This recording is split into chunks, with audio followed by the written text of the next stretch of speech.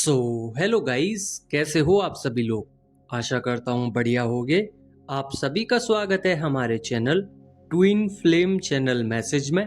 तो जिस किसी ने अभी सब्सक्राइब नहीं किया चैनल को कर लीजिए सब्सक्राइब और बेल को ऑल पे लगा दो ना, ताकि कोई भी नोटिफिकेशन मिस ना हो।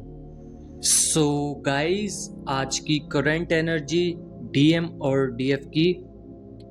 डीएम की करंट एनर्जीज काफ़ी ज़्यादा फिजिकल पेन में है। उनकी बॉडी में काफ़ी ज़्यादा सेंसेशंस, काफ़ी ज़्यादा सेंसिटिव स्किन, काफ़ी ज़्यादा पेन और हेडेक हो रहा है।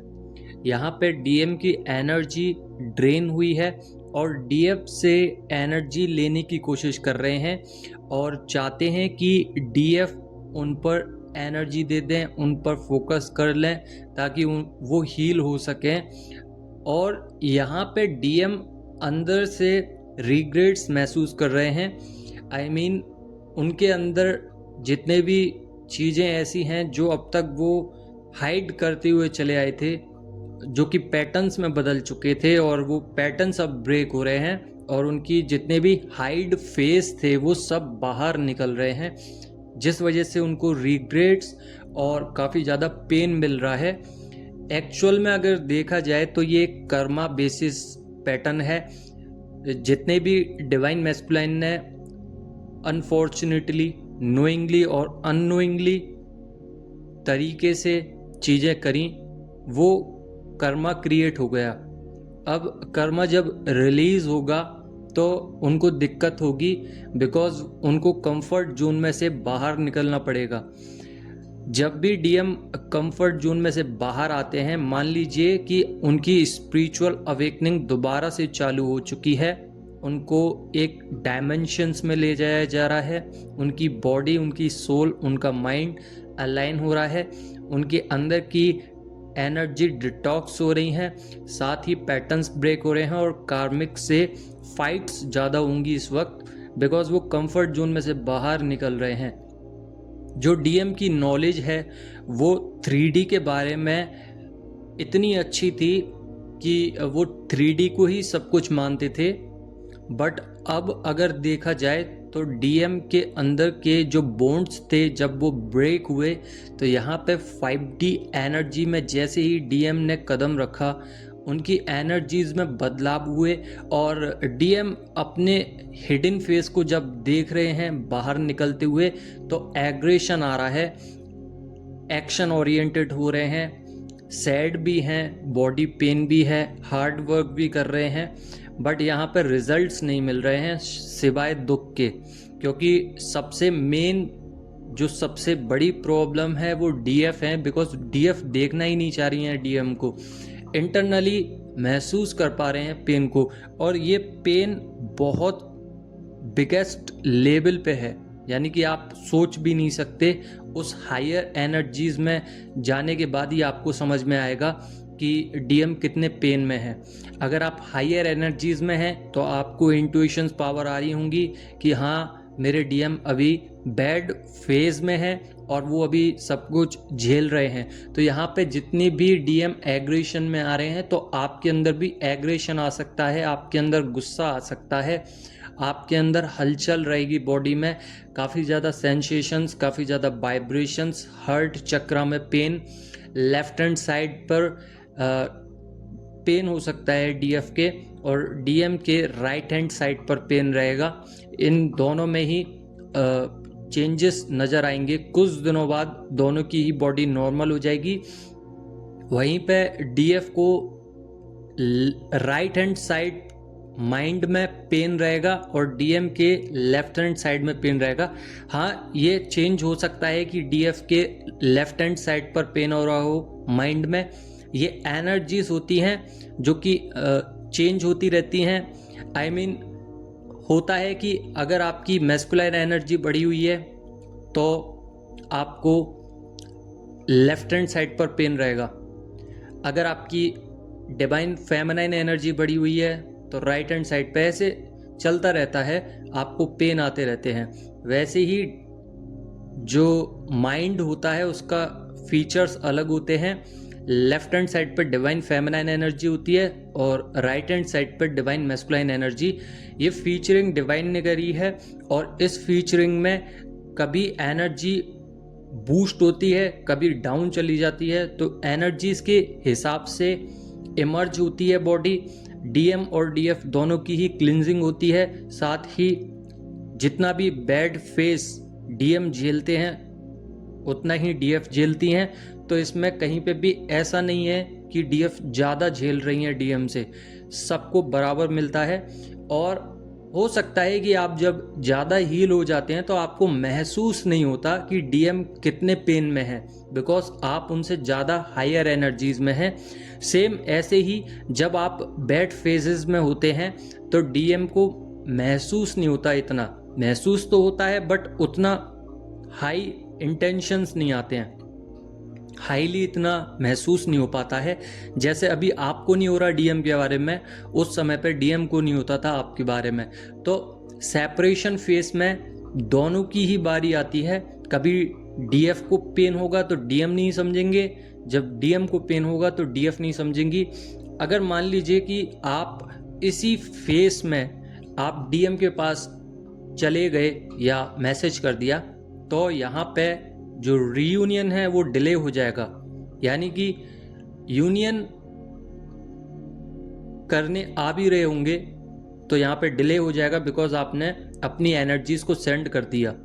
इसीलिए चक्रास बैलेंस कीजिए, प्रोटेक्टेड ऑरा रखिए और मिरेकल्स देखते चलिए कि क्या आपके साथ हो रहा है, और नोट करते चलिए कि डिवाइन क्या बताने चाह रहे हैं, क्योंकि इस समय पे एंजल्स नंबर सबसे ज़्यादा दिखाई दे रहे होंगे। 111, 999, 888, 222, ये सारे ही नंबर आपको दिखाई दे रहे होंगे। किसी किसी डिवाइन फेमिनाइन को 6996 नंबर दिखाई दे सकता है। ये भी यिंग यांग एनर्जीज का, शिव शक्ति एनर्जीज को बैलेंस करने के लिए बोलते हैं डिवाइन। साथ ही जितने भी आपको नंबर्स दिखाई देते हैं, 111 नंबर होता है आपकी साइकिल को चेंज करने के लिए आते हैं। 222 आपके डिवाइन मैस्कुलाइन आपके लिए काम कर रहे हैं, आपको एनर्जीज प्रदान कर रहे हैं, आप भी उनके लिए अच्छा सोच रहे हो। ऐसे ही बहुत सारे नंबर होते हैं। 555 लाइफ में चेंजेस आएंगे।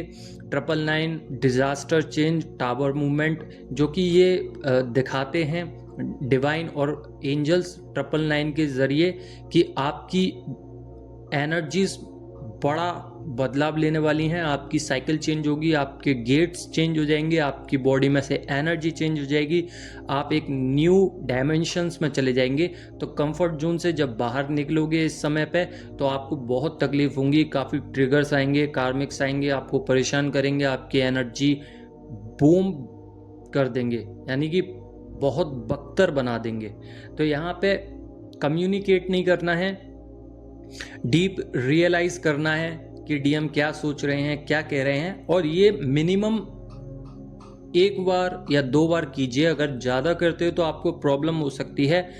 थोड़ा सा डीएफ अपने आप पे कंट्रोल रखें, बिकॉज डीएफ की स्किन पर पिंपल्स, डार्कनेस हो सकती है, एनर्जीज बहुत हाईली ड्रेन कर रही है, जिस कारण आप लोग काफ़ी ज़्यादा एग्रेशन में और सर में दर्द हो सकता है, हेडेक हो सकता है काफ़ी ज़्यादा। तो यहाँ पे आपके अंदर की negative patterns, negative energy detox हो रही है। दैट्स वाई आपके अंदर इतनी सारे चीज़ें बदलाव ले रही हैं, आपकी बॉडी पर वो चीज़ें दिखाई दे रही हैं। क्या करें डीएफ? सरेंडर मोड पे रहें और हाइटेंड स्पिरिचुअल एनर्जीज में रहें, क्योंकि डिवाइन ऑफर कर रहे हैं आपको। तो आपको एक इम्पैक्ट लाना है बहुत बड़ा ट्विन फ्लेम जर्नी में। वो इम्पैक्ट क्या है कि कनेक्शन में रहकर 3D और 5D में बैलेंस करना है, अपनी यिंग यांग Shiv Shakti masculine feminine energies को बैलेंस करना है। और जितने भी new portals, new moon, full moon जो भी है, वो बहुत ही एनर्जेटिक वे में आता है। तो जब भी gateway portals, new moon, full moon आए, उस वक्त अपने आप पे बिलीव करना है, स्पिरिचुअल वर्क करना है, और जितने भी इम्पैक्ट्स आ रहे हैं वो आपके रिलेशनशिप को मजबूत बनाएंगे, आपके अंदर के बॉन्ड्स को मजबूत बनाएंगे। और सारी ही चीज़ें एक पैटर्न्स के थ्रू चलती हैं। जब तक आप उन चीज़ों को सीखोगे नहीं तब तक अबंडेंस, पॉजिटिव आउटकम्स, करियर में, रिलेशंस में, मनी में ग्रोथ नहीं मिलेगी। मेहनत करनी पड़ेगी अगर फ्यूचर सिक्योर और सेफ बनाना है। और आपको अगर ये चाहना है कि मुझे डीएम से बिल्कुल दूर जाना है तो आप हाईएस्ट डायमेंशंस में जाने की कोशिश करें। और एक डायमेंशंस, एक सिचुएशंस ऐसी भी है जब आप स्पिरिचुअल वर्क करते रहते हो तो डिवाइन अपने आप ही आपके कर्मास को बैलेंस कर देते हैं। आपको इतनी दिक्कत नहीं होती है, फिर इतने कार्मिक्स नहीं आते, आपके अंदर के बॉन्ड्स क्लियर हो जाते हैं। तो ग्रोथ अगर लानी है तो जितने भी रिजेक्शन आपको मिले, जितनी भी चाइल्डहुड बॉन्ड से जुड़ी हुई बातें हैं उसको क्लियर करना है, अपनी ईगो को ख़त्म करना है, डिवाइन फेमिनाइन को सरेंडर रहना है, रन नहीं करना डीएम से। जैसे कि मान लीजिए फॉर एग्जांपल, अगर आपकी एनर्जीज आपकी डीएम से कहीं ज़्यादा हो गई और डीएम आपसे मिलने आ रहे हैं तो आपके अंदर एक ईगो नहीं आना चाहिए, आपके अंदर एक रनिंग पावर नहीं आनी चाहिए कि अरे छोड़ो चलो यहाँ से, डीएम ने मेरे साथ जैसा किया मैं डीएम के साथ ऐसा करूँगी या करूँगा। तो ये चीज़ नहीं आनी चाहिए, बिकॉज ये जर्नी अनकंडीशनल लव से बनी हुई है और इतना प्योर कनेक्शन है कि आप समझ नहीं सकते हो। अभी तो बहुत पेन हो रहा है, जब ये जर्नी क्रॉस करके आप रीयूनियन की तरफ पहुंचेंगे और जब ले लेंगे 5D और 3D में, तब आपको समझ में आएगी कि आपने कितना काम किया और डिवाइन टेस्ट ने कितना बदल दिया आपको। आप पे काफ़ी अपॉर्चुनिटी आएगी। तो ये सारी चीज़ें आती रहती हैं, आपको काम करना है और डिवाइन को ग्रेटिट्यूड पे करते रहिए। अभी डीएम और डीएफ दोनों को ही क्रेविंग हो सकती है थोड़ी बहुत, हीलिंग कीजिए। हीलिंग में चेज नहीं करना, मैस्कुलाइन एनर्जी को चेज नहीं करना है, आपको सिर्फ वर्क करना है। जितने भी गिल्ट हैं, सेल्फ रियलाइजेशंस हैं, क्राइंग एनर्जीज हैं, सैड एनर्जीज हैं, हार्ट चक्र है, रूट चक्र है, थर्ड आई चक्र है, थ्रोट चक्र है, इन सब चक्रास को क्लियर करना है। साथ ही बहुत स्लीपी एनर्जी रहेंगी, लथार्जी हो सकते हो, तो अंडरस्टैंड कीजिए बातों को, बिग चेंजेस आएंगे। ड्रीम्स के थ्रू बहुत कुछ दिख सकता है, बहुत कुछ दिख सकता है ड्रीम्स के थ्रू। तो ड्रीम्स पे ज़्यादा नज़र रखिए। अभी इस वक्त बहुत ड्रीम्स आ रहे हैं डीएफ को, पर याद नहीं रख पा रही हैं, कोई बात नहीं है। जितना भी डीएम की तरफ से कुछ भी याद आ रहा है उसको डिकोड करें ताकि आपको ब्लेसिंग्स मिल सकें, आप समझ सको कि जर्नी में डिवाइन क्या चाह रहे हैं और हम कौन से मोड पे हैं। साथ ही कॉर्ड कटिंग कीजिए। अगर आपको लगता है कि डिवाइन मैस्कुलाइन से हमारी कॉर्ड ज़्यादा ही कनेक्टेड हो चुकी है तो आप कॉर्ड कटिंग भी कर सकते हैं।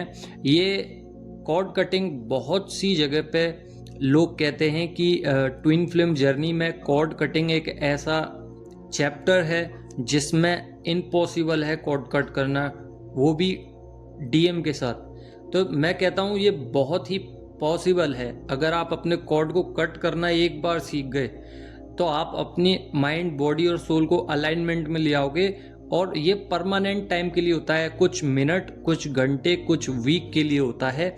जैसा भी आपका पावरफुल वर्जन रहेगा, जिस वक्त आप जिस इंटेंशन से, जिस भी तरीके से, जिस भी इंटेंशन से, जिस भी माइंड सेट से आप उस चीज को कहकर और कॉर्ड काट कर करोगे तो वही चीज आपके साथ होने लगेगी। लॉ ऑफ अट्रैक्शन कहते हैं इसको।